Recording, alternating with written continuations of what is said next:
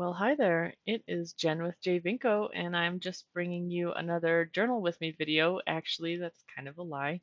It is a cover with me video. I am just decorating the covers of my journal from 2021, and I thought I would show that to you guys. I decorated my journal for 2022, and I didn't get any of it on camera, so I just kind of walked you through that a few videos ago. But I wanted to show you the process here. So it might look like a bit of a wacky mess there on my desk. I um and I'm a mess there. I have just one sleeve up and one sleeve down. Yeah, get yourself together. So what I did was I collect collage, as I've talked about in other videos, just from magazines and ads and stuff like that. And I have it all broken into different categories and um, organized into photo boxes. But I also have a basket full of just stuff that I haven't put anywhere yet, put away. So I just went through all of that and tried to find things I like. So I start with what do I like? What images um, make me laugh, or I don't know, what stands out to me? So I just gather all of that and then I try different layouts for a long time before I actually start gluing anything down. For some reason, it's really important to me to get the layout exactly, I don't know, just right, just the way I want it, even though it probably doesn't make much sense. Oh, and there's Drake, my 7-year-old. Yep, sticking his hand in there, trying to steal my stuff. Um, so these things all seem weird. I just like funky, weird things. I like colorful, like brighter colors usually.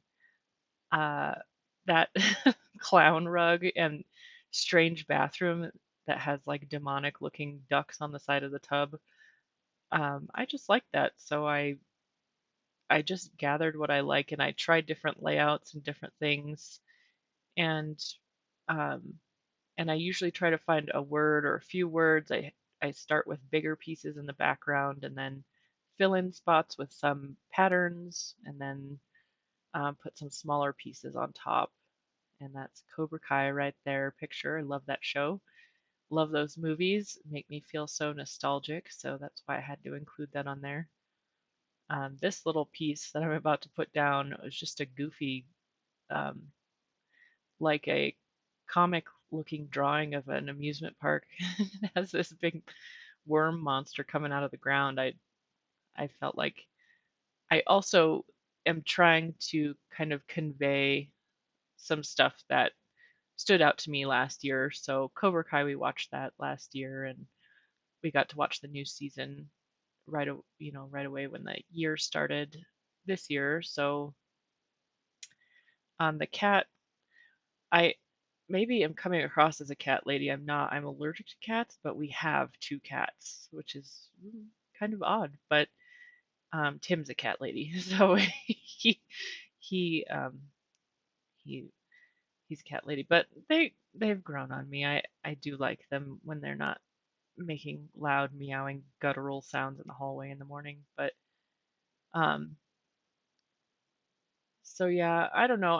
I guess the color scheme kind of goes together too. There's a lot of warmer colors on the front cover, and when I glue down it, like you'll see people do glue books where they just glue and have it hang over the edge, and then you can just easily turn it over and trim it accurately right along the edge.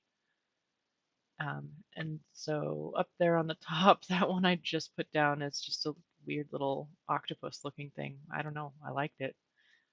And the word celebrate. Um, oh, now we flipped over to side two rather abruptly. So on the front, I put celebrate, and it's kind of lighthearted and whimsical because I feel like last year was kind of a year of me taking charge, taking back my life. I don't know, quitting my job and deciding to go to grad school to do something completely different, and something that I've wanted to do for a long time was really life changing and it was a big deal. So I kind of wanted to convey just how much happier I've felt recently. Um, and so this back cover too is also telling that story, I guess. The the bottom two-thirds are kind of how I felt in the corporate world, just overworked, stressed out, just not having a lot of joy per se in life, I guess. And um, that little telephone picture, I wanted that in there, but I felt like it kind of faded, so I put those red lines around it. I don't really like how that looks with the red lines around it exactly, but I just went with it. So the more zen top third of the page with the girl peeking over the donuts there is kind of how I felt after, like for the last quarter of the year after I stepped away and quit my job. I felt a lot better just in general. So quit your jobs. I'm just kidding. Don't just quit your jobs. Um, but I mean, finding what is important to you and what you like to do, I think is a big deal. Is a big deal to me. Here I'm just looking for paper that'll tie into the front cover and the back cover to put down the spine. Just looking at scrapbook paper. What I end up choosing maybe seems like an odd choice, that striped paper right there, but I felt like it had colors from both and kind of tied into kind of a little bit of a whimsical feel. So that's what I put on the spine. And I really wanted to incorporate that piece of collage right above the book, that old timey woman in the kitchen. I really like that collage piece, but it wasn't working with the other stuff I wanted to incorporate. So collage has become evident to me is really one of my favorite forms of creative expression, and I think that's why I like the daily journaling so much is I'm incorporating a lot of collage into it. And so doing a cover which is all collage is pretty exciting to me. I was talking to my teenage son the other day because he did some collage in a class and he didn't really enjoy that activity that much, and it's hard for me to understand because I just think it's so neat, it's so freeing to see how things are going to fit together and turn into this almost living thing. Um, but he didn't really get it, so maybe maybe at some point he'll identify what's cool about it. Here I'm just showing you the contact paper that I put over the whole thing. I really liked covering it with one piece of something. I've seen people cover with packing tape before, and I just don't really want the lines going down the page, um, and so I'm using this clear contact paper that I bought on Amazon. It's probably maybe $6 for a whole roll, and I still have plenty left of that roll after covering 2 books. This little trick here to peel back a little bit and get that placed before you try to put the rest of it on is a good way to keep control of what you're doing and not end up with a lot of air bubbles or wrinkles. Um, I would still love it anyway, but I got to put my best foot forward. So just doing that, I am using that eraser, which is kind of silly. It would be better to use like a credit card or something like that to kind of smooth it down, but it works as just an edge to use.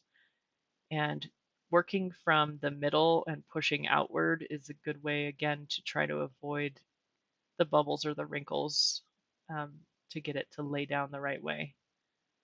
And I always end up with the spine piece kind of pulling up because you open and close the book. There's a lot of movement in there, but it's not tearing anything when I do that. So it seems fine. It's working out.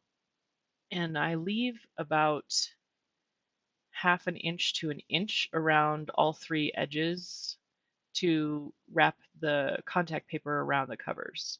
And what you really should do is cut a miter on the corner, and that's not what I did with this first part. I cut kind of a little square piece out on the corner, but if you do that, you're going to end up with the contact paper overlapping inside your cover, which, it isn't really a big deal here because I'm going to end up putting stuff over it and then putting a solid piece of contact paper over that later on down the line. But I don't, I don't know. I've never really gotten the mitering thing down. I'm not sure how to cut it accurately so that the edges line up together. Usually there ends up being a gap there, but that is probably the way to go. And then you do have to cut just a small piece off completely that piece that I'm holding right there that sticks out above and below the spine, there's nothing to wrap around there because the spine is in the way. So you got to cut that piece just flush with the cover of the book, and that works just fine. So there, I did try to wise up and miter on the back cover, and again ended up with a gap on the corner where there's paper showing and it's not covered, but not a big deal. Um, and overall, then I can just trim the corners where it did overlap because then they don't end up rounded on the front. But there it is. And then I'm going to show you here my 2022. You can see just how weird I am. I honestly like the 2021 cover better with the cat and the red. Um, Even though I do love the 2022 also. It's kind of a bummer to do a piece of artwork on the book that I'm not working in anymore, but I'll always have it, so that makes me feel better. So I'm going to give you a close up here of each of the front and the back cover for the new one. It's not super close, I guess, but you can still see everything. And that's it. That's it for my book covering. So I'll be back again soon with a journal, with actual journal with me. But thanks for joining me. Take care.